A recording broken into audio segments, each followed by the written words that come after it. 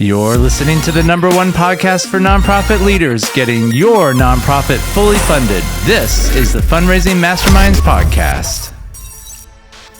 When you combine, hey, we know where we're going, with the impact that they feel when they actually talk to someone who changes their mind, Right. Those are two powerful things. You get a taste of what it feels like to change the world. Yeah. I mean, that's why I'm doing this work. Absolutely. Because I get to go out and do those outreaches and see people change their minds. Well, welcome back to another episode here at the Fundraising Masterminds Podcast. My name is Jason Galasinski, and with me, my co-host, Jim Dempsey. Hi, Jason.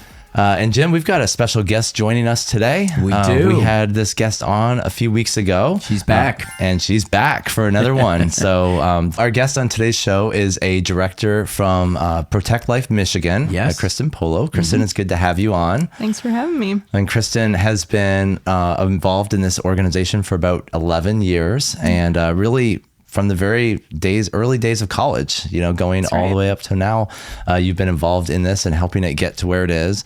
And we had you on a few weeks ago, and you were telling us your story about how the Perfect Vision Dinner really got you to the next level. We saw you grow significantly last year. We saw you grow from 325,000 to about 690,000. So that's pretty. God is good. Pretty mind-blowing things happening through the Perfect Vision Dinner mentorship program. So if you want to hear Christen's story on what happened in her personal journey with the Perfect Vision Dinner, definitely go back and check that one out. But the ideas that we want to cover on this episode has more to do with building a movement. What is the mindset required to go from, I'm running a kind of a small organization, we're kind of in our little corner doing our own little thing, to becoming a movement that grows and kind of becomes like almost like its own living organism, where it just kind of spreads on its own. And I know you probably don't feel like you're there quite yet, but you're trying to impact the entire state of Michigan, right? So it is part of one of your goals. So I thought, having Jim here with some of his experience and some of the movements that he's been a part of, and with you being here, I thought we could have a great conversation about that. So if you are brand new to nonprofit work, or you're involved in a nonprofit as a director or leader, board member, and you just found this podcast, this is definitely the place for you. Hit that subscribe button and let us know what you think of this episode. But you're definitely not going to want to miss any future episodes. And be sure to go back and check out the past ones as well.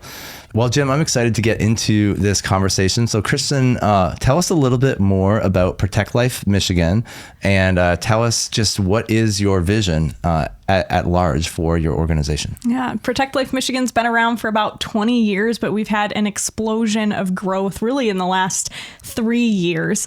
Our vision is to make abortion unthinkable in Michigan, and we do that by recruiting, equipping, and deploying generations of young people to change public opinion on abortion. So making abortion unthinkable. That's a different kind of approach, right? Because what is the abortion conversation nowadays in the pro-life movement? We really believe that this issue starts in people's hearts and minds. And so what we're trying to do is actually reach people who disagree with us and transform their thinking on abortion. So we're constantly, every single day, deploying teams of young people to high schools and college campuses and communities all throughout the state to have conversations with pro-choice people in the hopes of changing their position. And over the years, we've gotten pretty good at it. Actually, right now, 34% of the pro-choice people that we talk to self-report to changing their position on abortion in one conversation with us. So, like, what in young people, are you finding that just a lot of young people are just not growing up in Christian homes, or are they just indoctrinated with the abortion mindset, or like how are young people gaining, because I guess what I'm trying to say is when you're a child, you probably naturally don't think that it's okay to kill another child, right? So something happens in the heart of a young person, and how do they get to that point where you feel like you have to reshape their mind? It's a great question, because the culture that we live in is very persuasive, and it seems to permeate even Christian households. We specifically go into Christian schools to give presentations because there are many young people there who think oh, this is what my parents believe, and, I'm going to figure it out for myself. So we want to reach people of all backgrounds and beliefs with this message to make sure it really takes root, even in those households that are teaching their children. Where do they get those ideas from, though? Like, why do they think that that's an outdated view?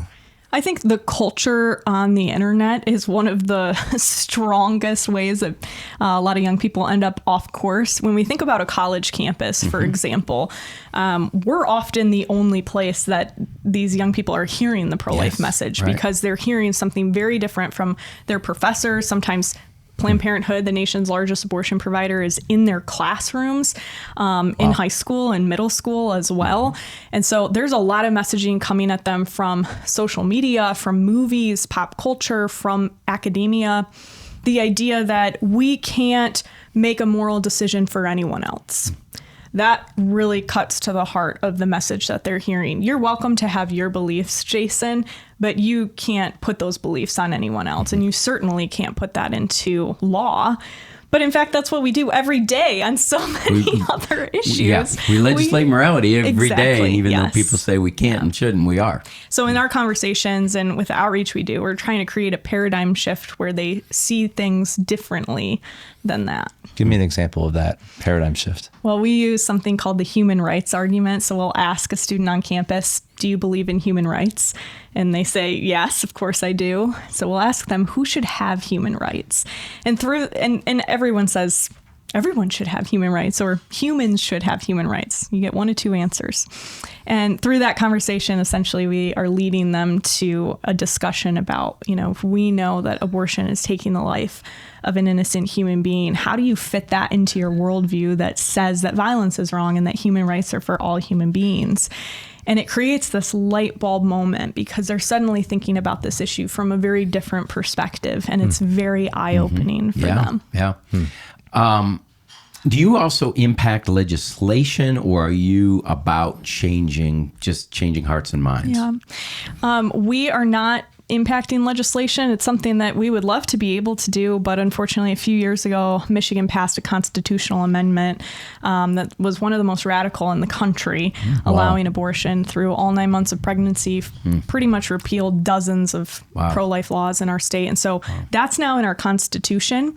So we have a 15-year vision that we are working on right now to change public opinion in Michigan significantly enough that we could get rid of that constitutional amendment. So somewhere down the road, maybe that'll be us leading that campaign. Maybe it'll be somewhere else, but we want to help be the ones set the state up for the repeal of that. So are you a amendment. C4 or C3? We do have a 501c4, but you have a separate we're a 501c3. Okay, got it. Yeah. Okay. Now, most people your age are certainly directors of local ministries, and I could see you kind of working in your local area to maybe reach certain schools or influence certain things, but you really have a vision to reach all of Michigan. And I know you said off mic that, your husband is really the visionary. You're like the systems girl, but like, what is your big vision, in 10 years from now? What do you hope to see God do? Yeah, I want to tell you a bit of the story for how we ended up there. In 2022, when this abortion amendment was passed in Michigan, we started a political branch in order to be able to help fight that. We knocked 200,000 doors with 2,500 volunteers, and unfortunately we lost. And it was so devastating. I have never faced anything more devastating in my work than that loss. And the whole state, and really now the whole country, because this has happened in so many other states as well, but the whole state was looking around saying, now what? Is the pro-life fight over? Are we done? Do we pack up and go home? And we took that to the Lord in prayer and really reflected on what is going to be our role from here on out. And my husband, Trevor, who's the executive director of our organization, was really the one who said, we're not going anywhere. If abortion doesn't stop, neither do we. And we started putting together a plan for what's going to be our role. How do we get our state back? How do we change our laws? And knowing that starts in people's hearts and minds. We're never going to see legal victories if people don't reject abortion in their own hearts. Wow. So instead of giving up, you got up and moved things along. Because you said the real change, the real growth has come in the last 3 years. That would go back to 2022. Exactly. So that means people... I think so many people were looking for answers, and especially people who love the Lord, they're like, they don't want to give up. They want to keep fighting, and so they're looking, where do we go from here? So was it a reality check? Did it get people off their couches? It did, for sure. That's so neat. It did, okay. And it was incredible to see, even in that loss, what God has done, and it's been powerful to have a vision for the future and to be able to direct people on a path of this is where we're going. Right. And that's not even just been felt in Michigan, but there's other states now around the country that are coming behind us in the work that we're doing, trying to roll out similar visions in their own states. Wow. Isn't it just like the Lord, things that Satan meant for evil, God made for good. So I love it. Go ahead, Jason. So give us an idea of what the next 10 years looks like.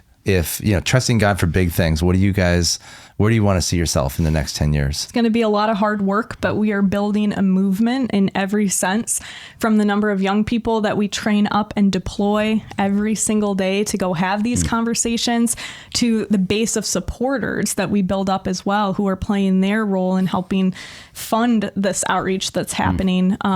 We're looking at all facets and all angles for how we can build this movement up. Staff, volunteers, students, supporters, it takes everybody. Give me an idea a little bit about the growth. So, and I don't need specific numbers, even percentages or whatever.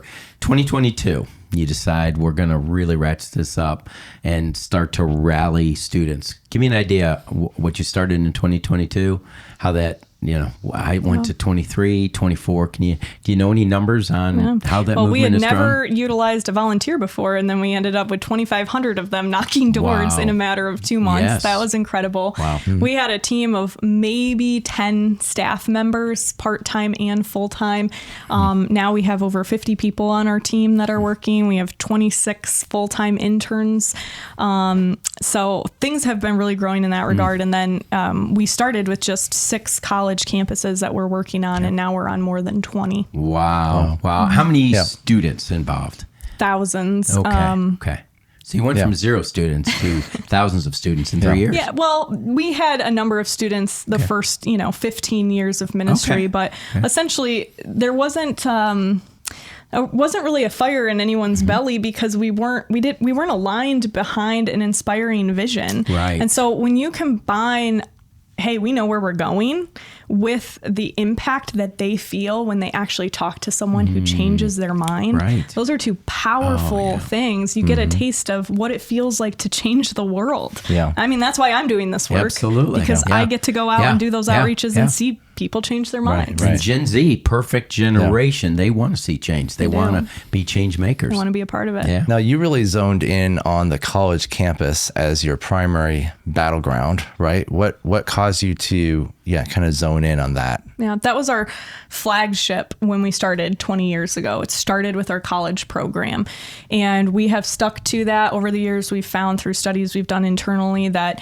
young people under the age of 29 are 2 to 5 times more likely to change their beliefs about abortion. We also know that college students are figuring out what they believe about the world. And they also happen to be concentrated in these small geographic areas that are pretty easy to reach with our message. That's what we saw with Crew. I mean, that's why we make the difference with college students too. So we know that the college campus has the ability to make an enormous difference in the world when all these young people are sent out across the state. And so we want to start there and reaching them. And we've expanded to high schools and middle schools as well. We even work with young professionals, but the college campus is really where it's at. So, Jim, there's a common denominator here, because Crew started with Bill Bright. It was one guy in California. His vision was to reach all college campuses for the gospel. In the world. In the world. Yes. I mean, that's a pretty large vision. Somewhat, yeah. Help me connect the dots here, okay? How can we take some of Bill Bright's vision and translate that into what Christen's all about? I'm certain Christen and her husband had a similar conversation. 70-year-old men and women make a difference for the world. 18, 19, 20-year-olds make it. I think we're going to go with the younger ones who are going to be there.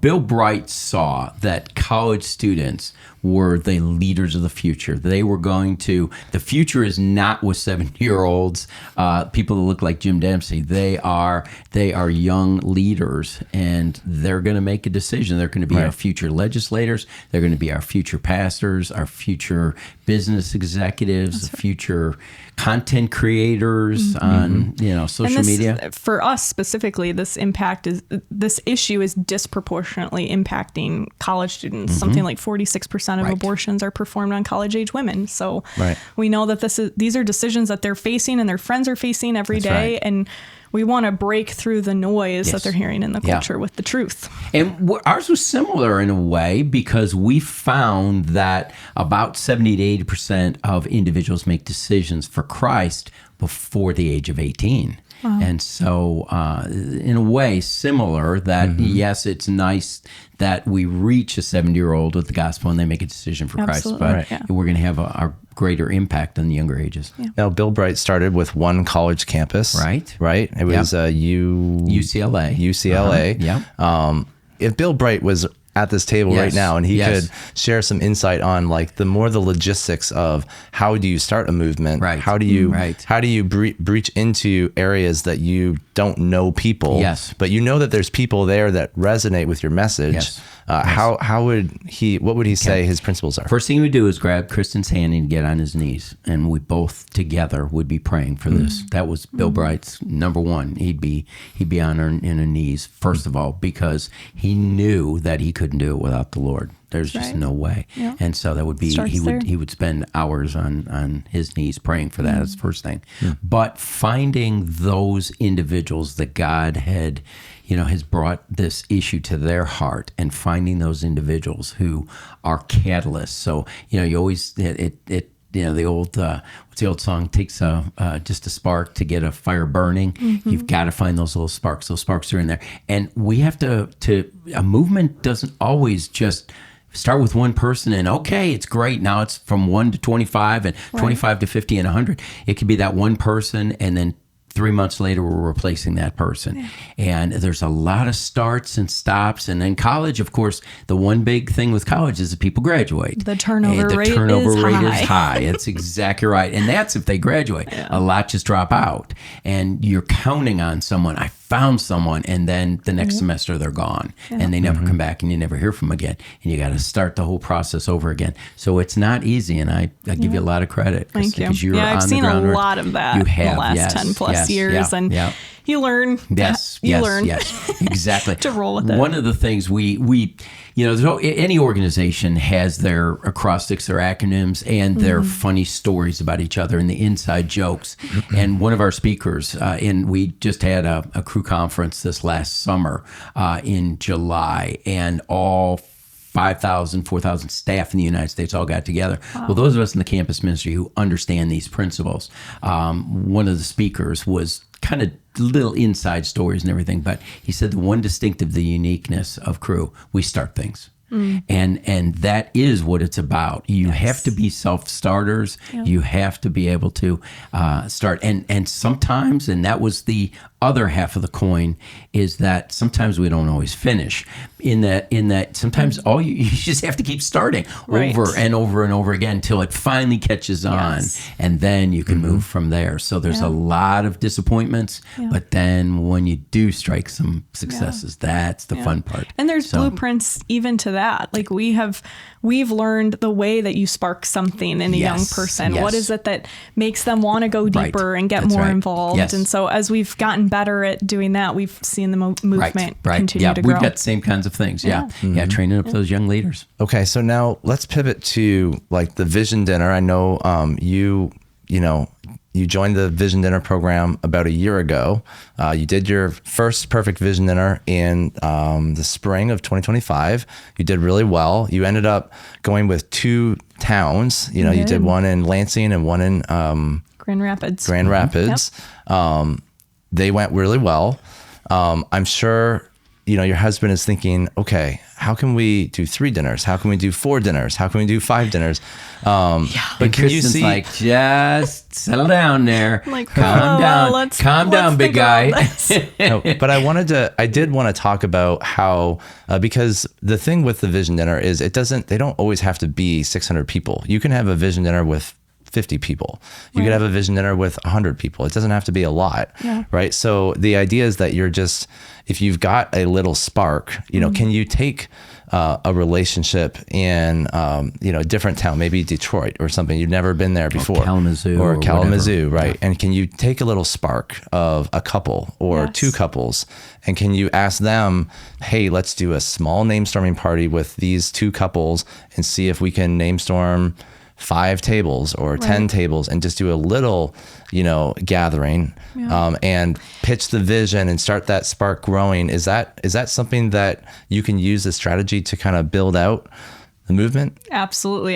It's funny you bring this up, because someone just recently said to me, I'm not going to sign up for the Perfect Vision Dinner course because we don't have enough supporters yet, enough donors to be able to have a vision dinner. And I'm like, whoa, no, that's not right. Like, go for it. You definitely should sign up, because you're right. It can start with a small team. In fact, we have had like this motto for years of saying we're going to turn 10 into 10,000. And that's our movement on campus and in everything that we do, trying to build this army of people coming behind us. So yeah, it absolutely can. In fact, the first year we did a dinner in Grand Rapids, it was 2 years ago.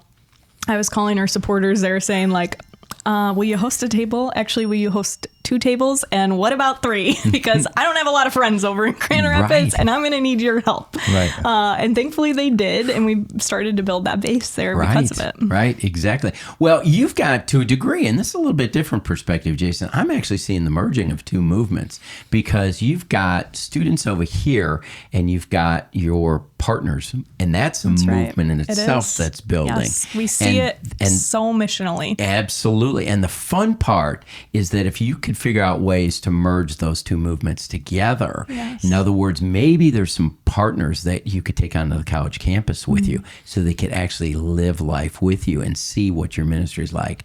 That actually might make them better partners. And of course, you already, now you shared with us in the last episode, you brought some real life students to the dinner. Yes. It's the merging of those 2 movements, which I believe will make you We have seen stronger. Already beautiful examples of that. We had a couple who sponsored our summer internship at the Vision Dinner come and shadow a day. There you go. And they were both crying. Oh, man. So They need to moved be at by it. next year's training for sure. And they said that Vision Dinner was so wonderful, and they were so moved by it. Obviously, they gave so generously, but it was such an even different experience being there in that room with all of those young people. And so, of course, that day I'm like, how do I make this happen for everyone? Because I want them to really feel the difference that they're making. It's a beautiful thing. It is. It really is. It's the difference between transactional giving and transformational giving, right? Jason, you should coin that.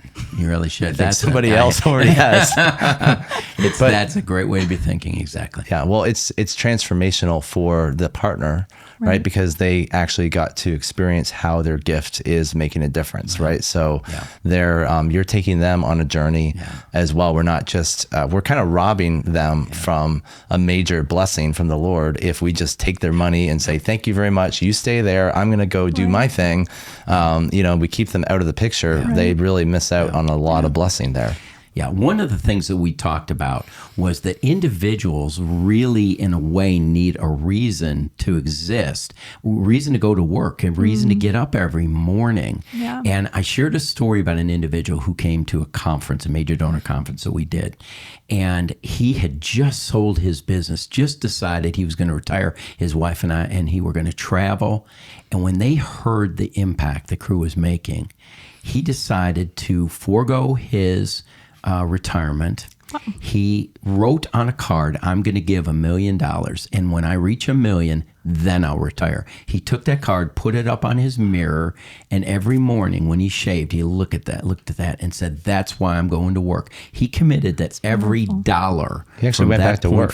He actually went back to work. Every dollar so he never took a salary from that point on. And every dollar was going to go towards that $1 million goal. That's incredible. To make a difference for the kingdom.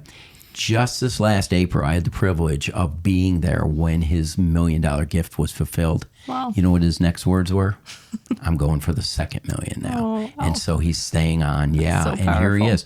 That's what you did for those people. You made their life significant. And when they could see the impact, and you got many more people that are doing that as well, too. Their life, you help them see why they work so hard, why they work late at night and get there early in the morning. The true value of partnership. It is. It takes everyone doing their part, whatever right. God has called us to. For some people, it's going out on campus and having those conversations. Right, yeah. For others, it's funding that so that it can happen. Yeah, because there's a lot of people that will not go on the college. Yeah, they're scared to death to do that. But you know what? I can fund that. I can make sure right. that, and that's what it's the kings and the priests.